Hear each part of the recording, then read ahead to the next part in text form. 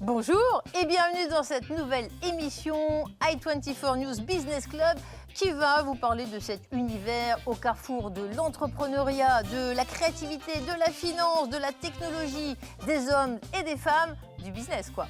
Alors au sommaire de cette émission, l'entretien avec le président d'un joaillier bicentenaire. Il s'est affranchi des conventions d'un secteur assez feutré pour faire grandir sa marque, Mauboussin. Juste après, l'un des meilleurs économistes sera en duplex avec nous. Il parcourt le monde pour décrypter les tendances de la finance. Il s'agit bien sûr de Marc Toiti, président du cabinet ACDFI, maître de conférence à Sciences Po Paris. On se penchera ensuite sur une start-up israélienne qui a été choisie par un poids lourd mondial de la messagerie DHL.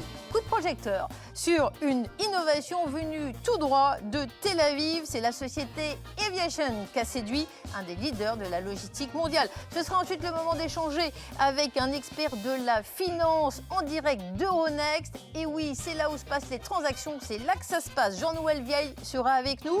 Pour finir, rendez-vous avec un expert de la finance, Antoine Fraisse-Soulier d'Itoro. Il vous donnera une excellente idée pour investir et profiter des opportunités du business.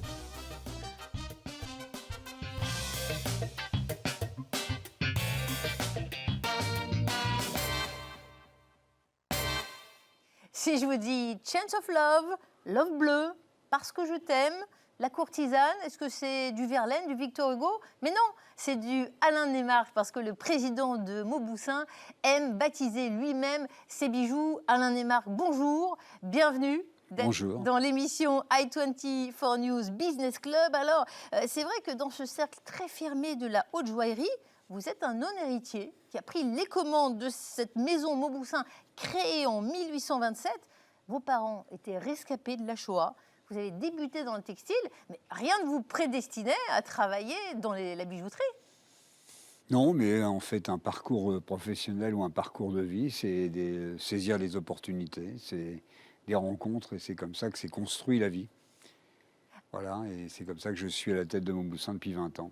Alors, Mauboussin a une période faste, lors de l'art déco, l'époque des pierres précieuses, de la création géométrique, la forme, l'optimisation du poids du métal. C'est toute cette équation, ces paramètres, cette alchimie qui vous ont attiré? Je crois qu'en fait, c'est une maison très particulière parce que c'est une maison qui a toujours été guidée par la création, toujours été guidée par la volonté de son dirigeant, parce qu'il était le directeur artistique de la maison, de progresser sur ce chemin d'oxygène qu'est le chemin créatif. Alors c'est vrai que l'enjeu au milieu du 19e siècle, c'était de faire des parures de haute joaillerie beaucoup plus portables, puisqu'en fait les parures étaient très lourdes, que les femmes avaient du mal à les conserver une soirée entière. Et la magie de M. Nourri, le créateur d'origine de la maison, ça a été d'alléger, de trouver un brevet et d'alléger les parures. Puis tout au long de la vie, il y a eu des représentants de la famille Mauboussin reprenant le flambeau et capables de rentrer dans l'ère du temps. En fait, Mauboussin, c'est l'ère du temps, et ça l'est tout autant, par exemple, dans les années 60, avec les collections Harlequin, que ça l'est dans les collections de l'art déco, et ça l'est dans les collections d'aujourd'hui de la même manière. Il n'y a pas eu de rupture dans la vie de cette société. En gros, 200 ans, c'est 10 dirigeants. Donc c'est pratiquement un dirigeant par génération, et c'est ça qui est exemplaire, parce que pour porter la création d'une maison, il faut avoir du temps. Et le temps est vraiment le capital que Mauboussin a su préserver. Et puis, jusqu'à nos jours, la maison Mauboussin est restée indépendante, je le souligne, parce que c'est remarquable à l'heure où toutes les maisons familiales de la joaillerie française se sont adossées à de grands groupes financiers. Donc c'est un engagement quand même. Oui, c'est surtout une méthode de passage de témoin. De Nourri, le premier dirigeant, cousin en fait de la famille Mauboussin, Georges Mauboussin, puis ensuite les différents dirigeants. Il y a eu une espèce de passage de témoin, et il y a eu un passage de témoin en 2002 entre Patrick Mauboussin et Dominique Frémont, qui était un financier suisse. C'est à ce moment-là que moi j'ai rejoint la maison et que j'ai été formé par Patrick Mauboussin à la joaillerie et coopté en réalité, je dirais, par le couple Dominique Frémont et Patrick Mauboussin. Et puis en 2019, quand Dominique a voulu céder sa majorité, il m'a donné l'opportunité de reprendre le Témoin, de reprendre moi-même l'affaire au travers d'un LBO, et avec l'aide d'une autre famille, puisqu'en fait, je me suis associé avec la famille Houzé, les propriétaires des Galeries Lafayette, qui m'ont donc rejoint dans cette aventure et qui en sont aujourd'hui majoritaires, puisqu'ils ont 55% du capital à mes côtés. Puis je précise que vous êtes responsable du pôle joaillerie des Galeries Lafayette, d'ailleurs. Je suis responsable, en fait, de Mauboussin, dans la mesure où le responsable du pôle joaillerie, réellement, des Galeries Lafayette, c'est Arthur Lemoine, qui est un neveu de la famille. Alors, ça a l'air facile, mais l'essor de Mauboussin, vraiment, est spectaculaire. Vous avez imprimé votre marque. Aujourd'hui, la réussite saute aux yeux, 80 magasins contre 1 il y a 10 ans, mais vous avez fait un pari très risqué, hein. Je vous propose d'écouter l'analyse de Sandrine Marco, présidente déléguée de l'UBH, l'Union de la bijouterie. On va revenir sur cette stratégie que vous avez jouée. La stratégie de Mauboussin a été très disruptive. La preuve est qu'elle figurait dans les bons manuels de stratégie. Très disruptive dans le fait que, en fait, elle ait permis l'accès à la joaillerie à un grand nombre, en fait, au plus grand nombre de personnes, donc par des prix effectivement tirés davantage vers le bas, avec une qualité respectée. Donc c'est vrai qu'en ça, c'était très innovant pour, je dirais, le rebelle de la place Vendôme, pour citer le titre d'un de ses ouvrages, et donc de se faire connaître et surtout de vendre au plus grand nombre. Donc c'est vrai que parmi les joailliers que l'on connaît, le business model a été plutôt innovant. Le fait justement de changer un peu de business model et de pouvoir élargir a été vraiment révolutionnaire. Donc c'est vrai que la clientèle, elle, s'est élargie. Le réseau de distribution aussi en France s'est élargi, avec également une particularité, c'est le souhait, et d'ailleurs la réalisation d'Alain Neymarck, de relocaliser une partie de la production en France et de pouvoir redistribuer dans un réseau également de distributeurs, donc de bijoutiers élargi, donc donnant aussi une approche aux clients assez différente, c'est-à-dire qu'on démocratise effectivement le produit, mais on lui permet aussi d'être accessible dans de nombreux points de vente. Voilà, le rebelle de la place Vendôme, je l'ai en face de moi. On revient sur cette stratégie, hein, généraliser, démocratiser la joaillerie. Ça a l'air facile, mais vous avez été très décrié quand vous avez commencé. J'étais décrié, mais c'est pas ça qui est en fait très important. C'est que j'ai été un témoin. Je ne suis pas simplement l'enfant d'une famille sauvée de la Shoah. Je suis en fait un pur produit de la génération des années 70, 80, qui est une génération qui en fait a connu une forme d'ouverture sociale. J'ai pu progresser dans la société française à l'époque par l'école républicaine. Et en fait, qu'est-ce que c'est que cette période? C'est une période où on va ouvrir un certain nombre de possibilités à des gens qui jusqu'à présent ne pouvaient en fait atteindre ces possibilités. Alors en fait, qu'est-ce que je pense en 2002 de ce métier en tant que néophyte arrivant? Eh bien, c'est que tout simplement, la haute joaillerie est à l'époque un métier dans lequel on fabrique des trophées. On fabrique des trophées pour les riches, en fait pour des hommes riches, qui vont offrir ces trophées à d'autres trophées, les compagnes qu'ils se choisissent, et pas simplement par grandeur d'âme, mais aussi, ni par amour, bien que ce soit sûrement le critère dominant, mais aussi parce que ça leur permet de briller en société dans la mesure où ils se servent de ces trophées féminins comme des sapins de Noël pour exhiber leur puissance au travers des trophées qu'ils ont achetés.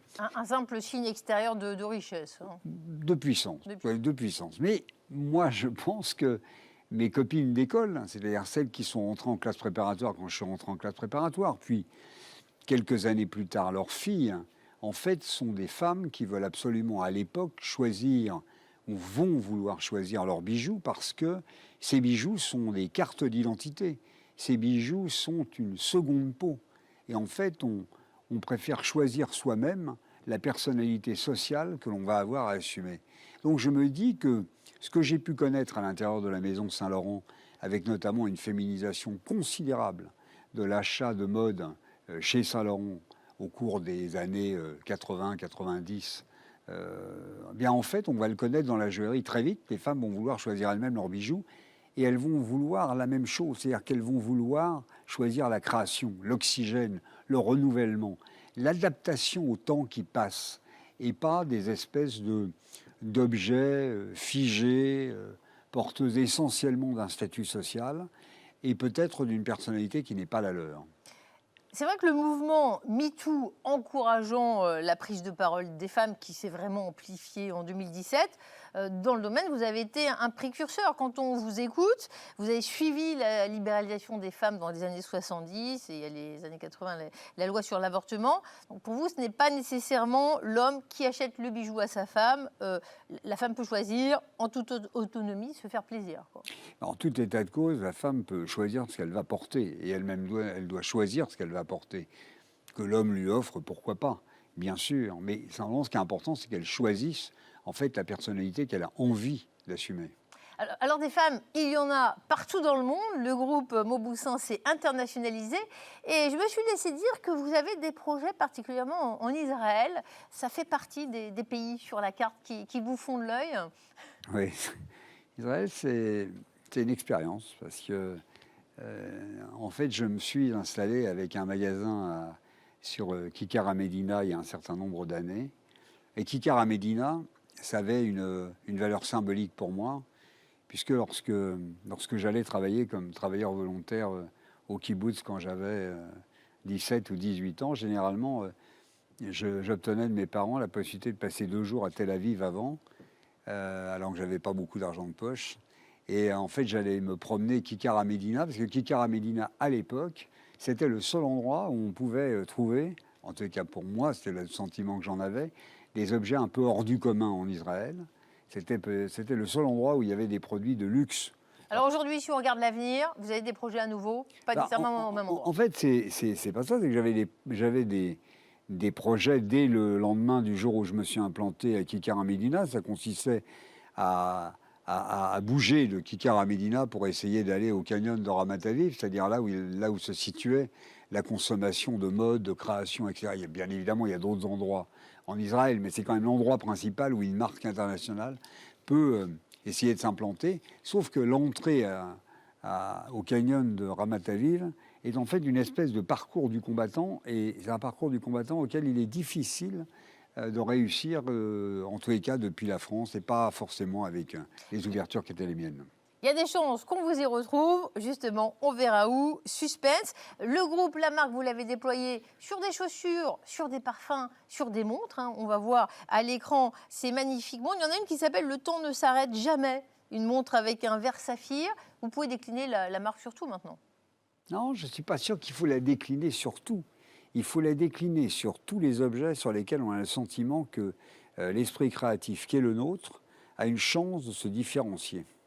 Eh bien, je le disais, le temps ne s'arrête jamais, c'est le nom d'une de vos montres. Mais ici, au studio, il s'arrête. Merci Alain Neymarck d'avoir participé à notre émission i24 News Business Club. Je vous remercie d'autant plus de votre disponibilité que c'est la période la plus intense de l'année pour vous. L'heure et la manière, c'était Alain Neymarck, le président de Mauboussin. Merci pour cet entretien. Merci à vous.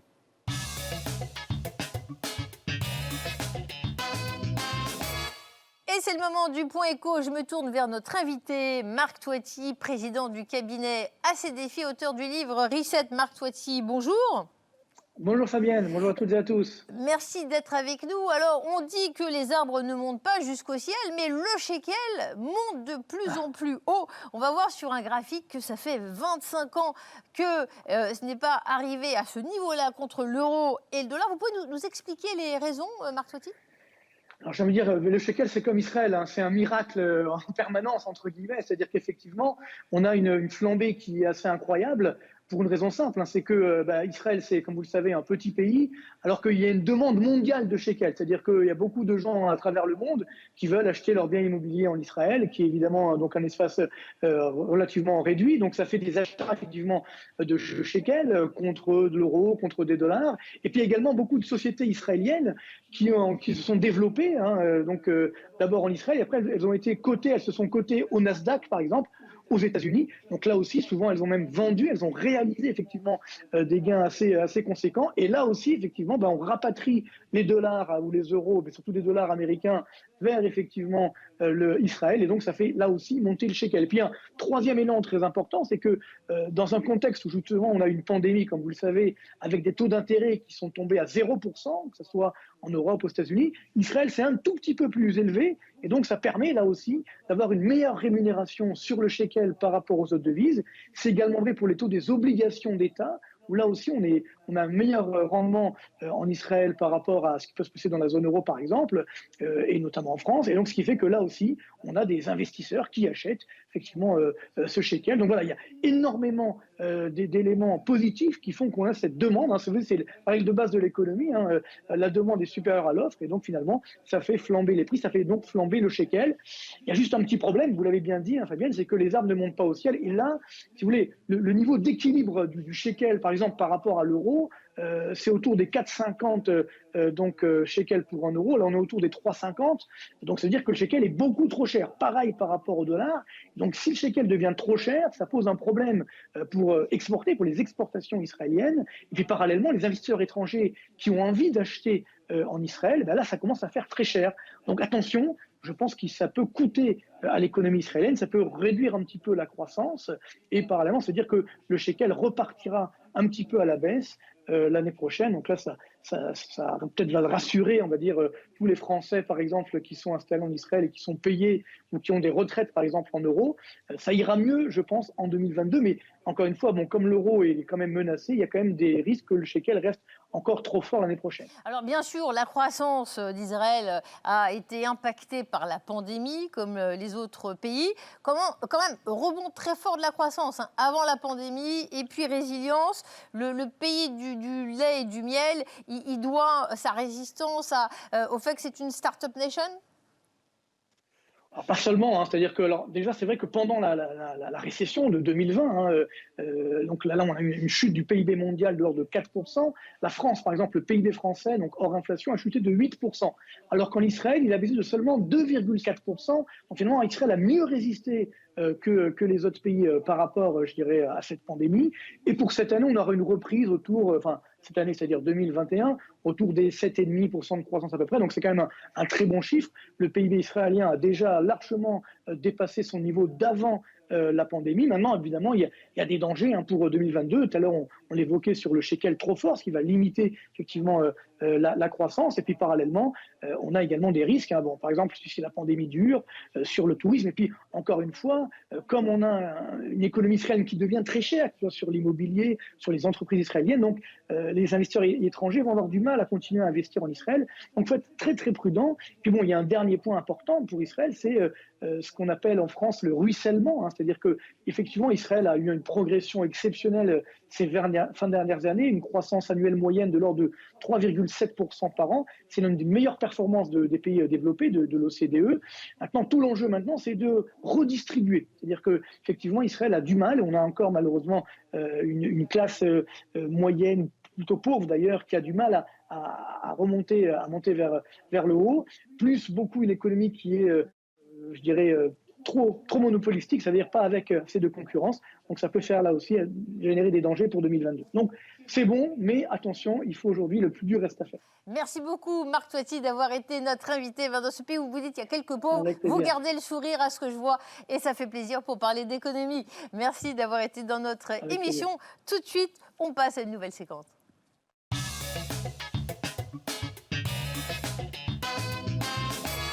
DHL France a installé un nouveau hub considérable à Roissy, mais lui qui fait partir des dizaines d'avions tous les jours pour envoyer des colis, a choisi une start-up israélienne, Eviation, parce que ces avions sont électriques. On écoute le PDG de DHL France. Cette société qui s'appelle Eviation a lancé un avion qui s'appelle Alice. Alice au pays des merveilles. Et c'est pas un joke, c'est réel. Et donc cette société est quasiment un leader mondial dans la construction d'avions électriques. Et donc nous avons signé un bon de commande ferme de 12 avions 100% électriques qui seront livrés donc en 2024. Nous allons faire les premiers tests en cette fin d'année 2021. Donc c'est pas un rêve, c'est du réel. Et surtout, ce qui est intéressant, c'est que l'autonomie est à 815 km. Donc ça, c'est très très bien. On va pouvoir livrer certaines destinations proches. Et le temps de chargement de la batterie est très rapide, puisque nous sommes à 30 minutes de charge pour 1 heure de vol. Donc pendant que nous chargeons la batterie, on peut charger l'avion avec des colis. Donc c'est vraiment une révolution et c'est du concret, du réel. Et nous sommes les premiers dans le monde à le faire. Je vous donne un exemple sur l'avion électrique, mais on travaille aussi sur des camions à hydrogène, sur des nouvelles technologies pour pouvoir en fait plus facilement transporter des colis, des exosquelettes, des livraisons automatiques avec des drones, etc. Donc effectivement, nous avons notre centre de recherche qui est en Allemagne, où est notre siège mondial, et qui est très très actif dans ce domaine pour pouvoir trouver les dernières technologies, des reconnaissances aussi avec des Google Glass, ce genre de choses. Alors, il faut savoir que dans donc, le business global de DHL Express, l'Europe représente plus de 50% du chiffre d'affaires, donc c'est quand même considérable, suivi par l'Asie. Et donc toute la zone Middle East, que nous appelons MILA chez nous, en fait, est importante. Pourquoi? Parce qu'elle a des taux de croissance qui sont très forts, de plus de 10, 20, 30%, donc une très belle croissance des activités B2B et B2C. Et pourquoi? Parce qu'en fait, nous sommes présents sur ces pays depuis très longtemps. DHL est né en 1969 et nous sommes présents au Proche et Moyen-Orient depuis les années 72-73. Donc nous avons des parts de marché qui sont à plus de 60% dans tous ces pays avec de très très bonnes connexions avec les autorités locales et surtout nous faisons une excellente qualité de service. Donc nous sommes largement leaders et ce depuis plusieurs années. Et maintenant, on va se téléporter vers Euronext.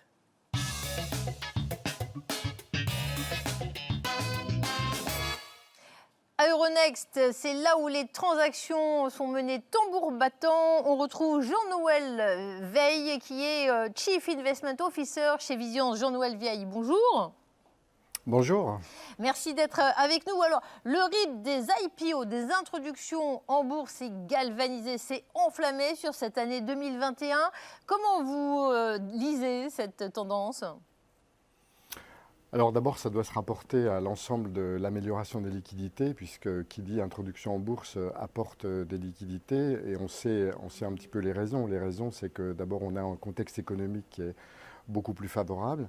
Donc en fait, ça permet aujourd'hui d'atteindre des valorisations aussi beaucoup plus importantes, puisque le CAC ayant atteint 7000 points, il n'a pas été toujours à ce stade durant l'année, mais ça a fait énormément progresser, dans le monde entier d'ailleurs, puisque si on prend le bilan aux 9 mois, on a eu 954 exactement introductions en bourse aux États-Unis et on en a eu 389 dans l'Union européenne, en incluant aussi la Grande-Bretagne.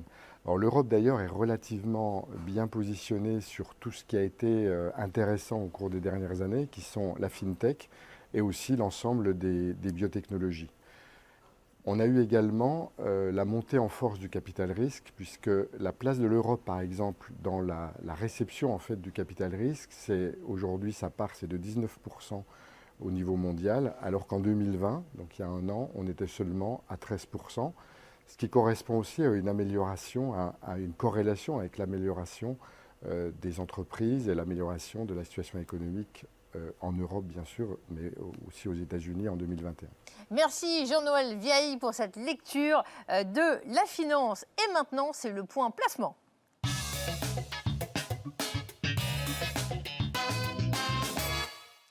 Parmi toutes les transactions, il y a un secteur qui se distingue. On en parle avec Antoine Fraissoulier, responsable de l'analyse de marché d'eToro. Antoine Fraissoulier, bonjour. Bonjour. Merci d'être avec nous.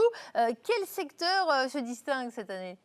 Eh bien, comme les années précédentes, c'est le secteur de la technologie. Les big tech, notamment américaines, se distinguent avec des performances à 2 chiffres pour l'ensemble des GAFAM, par exemple, basées sur des résultats et des bénéfices qui sont toujours très, très, très bons.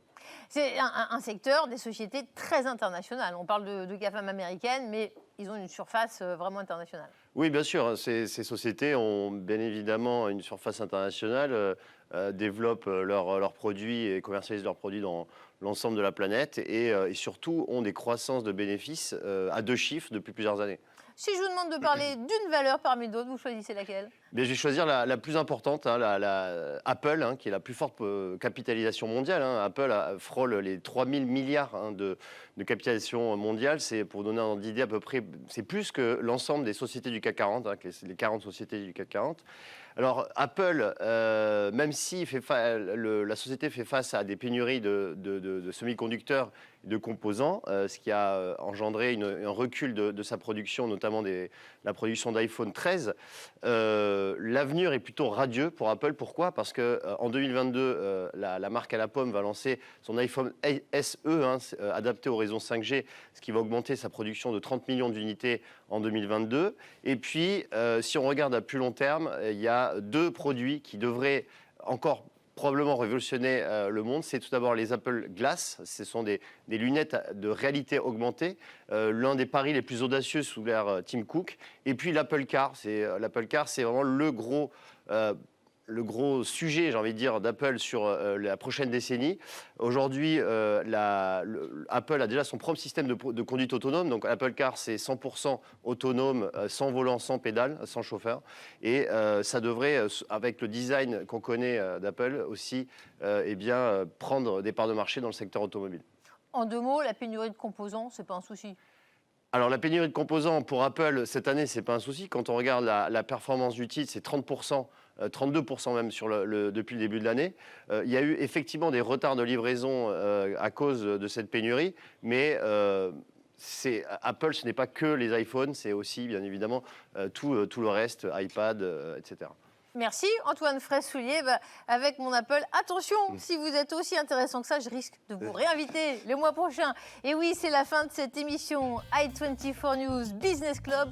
Merci de nous avoir suivis. Toujours de l'actualité, des opportunités et nos experts pour vous retrouver. Merci de nous avoir suivis. Merci Antoine. Merci.